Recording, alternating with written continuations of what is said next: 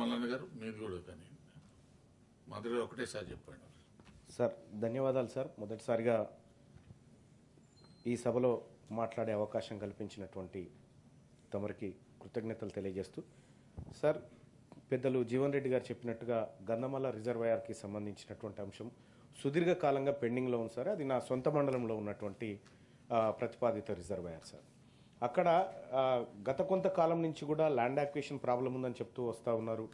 దాన్ని 9 టీఎంసీలు, ఆ తర్వాత 4 టీఎంసీలు, ఆ తర్వాత 1.5 టీఎంసీలు ఇట్లా పదే పదే మార్చుకుంటూ వస్తూ ఉన్నారు సార్. దాదాపు 7 సంవత్సరాలు గడిచింది సార్ దానికి సంబంధించిన అగ్రిమెంట్స్ పూర్తయి. కానీ నేటి వరకు కూడా గంధమల్ల రిజర్వాయర్ నుంచి ఎలాంటి ఒక కార్యక్రమం జరిగినట్టుగా కనిపించట్లేదు సార్.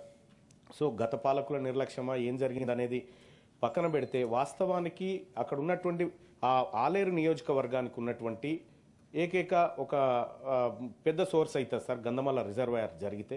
సో ఆ గంధమల్ల రిజర్వాయర్ని నిజంగా ఇప్పుడు గత పాలకులు చేసినటువంటి నిర్లక్ష్యాన్ని సరిదిద్దుతూ ప్రస్తుత ప్రభుత్వం, ప్రజాప్రభుత్వం దీన్ని ముందుకు తీసుకుపోయి ల్యాండ్ యాక్విజిషన్ ఇబ్బందులు లేకుండా, ఎందుకంటే ఇప్పటికే మనం ఆ వీరారెడ్డిపల్లి, గంధమల్ల అనేటువంటి అంశాలను కుదించుకుంటూ వస్తూ ఉన్నాం. ల్యాండ్ యాక్విజిషన్ విషయాలు కానీ, టవర్స్ విషయంలో కానీ చాలా కుదించుకుంటూ వస్తూ ఉన్నాం సార్. దాన్ని త్వరితగతిన పూర్తి చేయడం కోసం ఏదైతే మేడిగడ్డ గురించి పెద్దలు జీవన్ రెడ్డి గారు ఎట్లయితే చెప్పినారో, సేమ్ గంధమల్ల రిజర్వాయర్ కూడా ఈ ఇంకేమైనా అలొకేషన్స్ ఉంటే కూడా ఈ బడ్జెట్లో కేటాయించాలని తమరి ద్వారా మంత్రి గారికి విజ్ఞప్తి చేస్తున్నాను సార్. నర్సిరెడ్డి గారు.